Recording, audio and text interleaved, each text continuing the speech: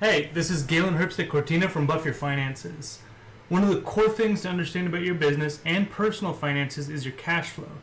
Today we're going to look through my cash flow tool I use with streamers to help them better understand their business. This is quite literally something I use with my clients, and it's one of the first things that we do because it's really important. So first, you need to understand what you're earning in your business. Your cash flow is what comes in minus what goes out. For a partnered streamer, that generally includes subs, ad revenue, bits, tips from something like Streamlabs, affiliate programs like Amazon or Humble, and occasionally merchandise and sponsorships. You'd enter in stats for each of those in these green shaded cells here. For subs, you want to make sure that you're putting in the number of sub points that you have, but you want to subtract 1 for each tier 3 sub you have. The reason for that is that a tier 3 sub is worth 6 sub points, but only 5 subs worth of revenue. For bits, you want to put in the total number of bits, and for everything else, you want to put a dollar value. I personally like to track gift subs and prime subs separately for my clients because they tend to stick around a little bit less than, call them, regular subs. That way you can track over time about how many do you retain and what it might look like. If you want to track them all together, that's totally fine. That is a preference thing. The real important thing here is to make it comprehensive for your business. How does your business earn money? So you want to put those kinds of things in here. I've built this so that it takes into account Twitch's net 45 payout for partners, which means that you also want to enter in your November and December data for Twitch because that will actually pay out in the next year. The example of this is essentially if you earned a certain number of subs in March, you wouldn't actually get the payout until mid-May. So this will reflect that on the cash flow. Next, you'll want to move to your expenses. Those are these orange shaded cells here, orangish, whatever. And we really want to be looking at your business expenses, not your personal expenses. This is something that can get a little blurred for streamers since you work from home generally, but you want to make your best effort to really separate those out. Some things that are common business expenses for streamers are things like potentially paying a manager a salary, certainly paying commissions, traveling to cons, buying new equipment, especially things like games. You should be paying for accounting annually. I'm not an accountant, but you should be paying for an accountant. And also just other miscellaneous things like giveaways.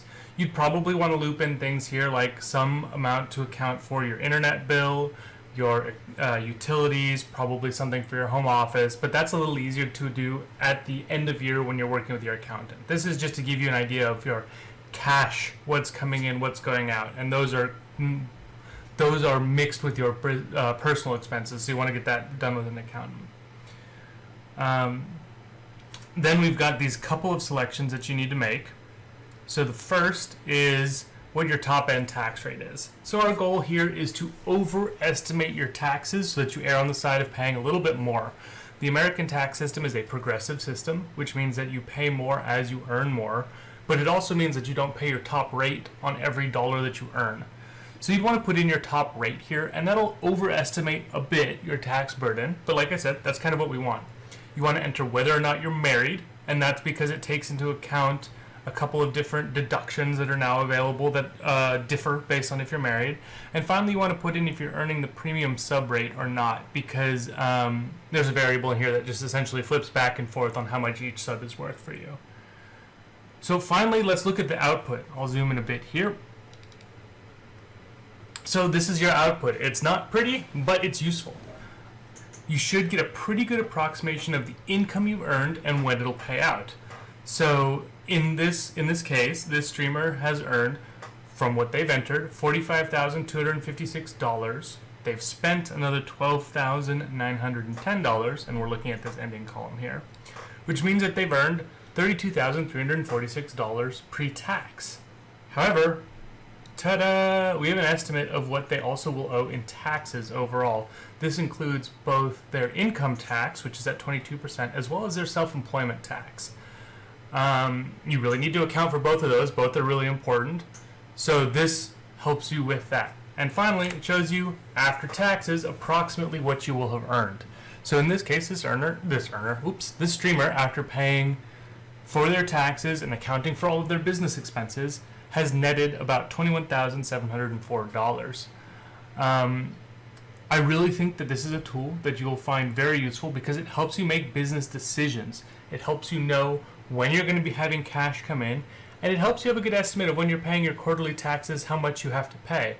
It's also a really good tool to do for projections. So say you're only in May of the year that you're counting through, you can do some projections for, okay, what would it look like earnings and expense wise if I had this many subs in the future, which can help you make decisions about whether it makes sense to go to conventions, whether it makes to spend a bit more, maybe you need to cut back on the personal spending side, but it's these kinds of crucial insights that can really help you do a much better job running your streaming business. So anyways, this tool is available on my site, or you can just send me a message to get this info. Once again, I'm Galen Herbstick Cortina with Buff Your Finances, and I hope this video helps explain this tool a little bit better.